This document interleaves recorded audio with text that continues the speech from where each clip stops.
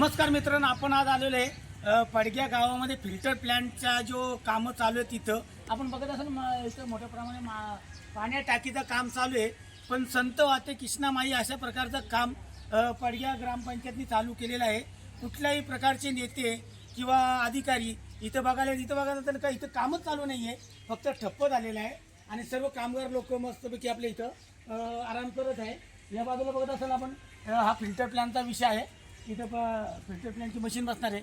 पण राजकीय नेत्यांच्या उदासीन विचारामुळं गावामध्ये प्यायला पाणी येत नाही आहे आणि काही लोक पडग्या गावचे हरवलेले आहेत का जी लोक टोल नाक्यावर मोर्चा काढतात, पण पाण्याच्या संदर्भामध्ये ग्रामपंचायतला कुठल्या प्रकारचा जाब विचारायला येत नाही आणि ग्रामपंचायतचे कुठलेही नेते, सरपंच, उपसरपंच, सदस्य इथं काम चालू आहे का नाही बघायला येत नाही.